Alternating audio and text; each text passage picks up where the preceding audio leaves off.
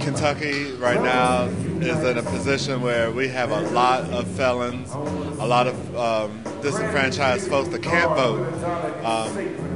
People who served their time, have given back to their community, and have really want to make a change and want to make a change in themselves and a change in their city and a change in their state. And I think that the work that KFTC and Jobs with Justice have done over the past year of educating folks about the process and engaging folks and letting them know that their rights can be gotten back to them. And I think this is some good work showing that we're not going to just leave some people out. Here in Kentucky, there's a disenfranchisement. It's called felony disenfranchisement. It relates to voting rights. Voting rights are universal in the Constitution. However, some people think it's a privilege. Some states deny the rights of people who get convicted of crimes to get their rights back automatically once they have released from prison, probation, or parole. Felony disenfranchisement means the person cannot vote, cannot hold office. And Kentucky is one of 3 states which automatically denies the voting rights of felons. I think one of the most important things to do as far as putting forward grassroots movements and changing the disenfranchisement for voter rights, especially ex-felons, is to realize that there is nothing more criminal than to deprive someone of their basic human freedom of speech. One, I don't think a whole lot of people know about it. And the people that do know about it are either the people who are affected by it or the advocates who are working to educate other people. But that education needs to go further. I think that young people don't know about it. I think that they would be interested in knowing that Kentucky is one of the only states. I think young people are, just, for the Barack Obama, and for voting in general, there's a lot of energy around that, and I think tapping into that energy. So young people have gotten out now and they voted. Barack Obama's our new president. So now what can they do? So sustaining that energy and educating people about what it means to vote. That's a citizen right. And, people who were formerly incarcerated are still citizens of the United States. So there's no reason why they shouldn't vote.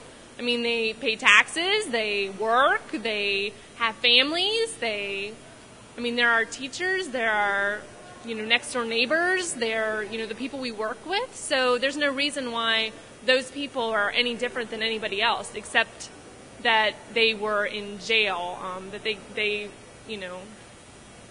conducted a felony, but we don't know why they did, and I don't think that they should be punished. That's a basic human right, and there's no reason why that should be taken away. Well, being a disenfranchised brother myself, I couldn't vote in this past election because I'm disenfranchised. I think the first thing that we need to do is stop going to jail. Let's reevaluate ourselves and our families and our habits, and come up with creative ways to stay out of jail. I don't think it's that hard myself. I blame myself for going to jail, so I'm disenfranchised for a reason. If I don't have enough sense to stay out of prison, then I shouldn't be allotted the privilege to vote until I get that taken care of. So I have a real unique view of being who I am. So that's my opinion. Kentucky just happens to be next to the last state, the 49th state to reinstate former felons' voting rights. Still, it's not automatic, but we won a great victory this last legislative session in early 2008 so that people don't have to jump through the hoops that they did. There's actually an application process that is being considered by Governor Beshear. We're really happy about that. It's not far enough along yet. One of our members of Kentuckians for the Commonwealth got to vote in a presidential election for the first time in a couple of decades. Her 25-year-old son, who was incredibly bitter about the process, finally this year registered to vote and voted for the first time in a presidential election. I don't know what we can do, but I know that it's really important. I have a really good friend whose grandmother is a former felon. She's a convicted felon, rather, and she cannot vote. And she's probably one of the most educated people that I know on the issues. So whatever we can do It needs to happen because we need to get these Democratic voters in and allowed to vote for our leaders. I mean, once you go in, you're a convicted felon. I mean, all rights are taken. You have to have yourself pardoned in order to get your rights back from the governor. What we're trying to do, man, we're trying to eliminate that situation.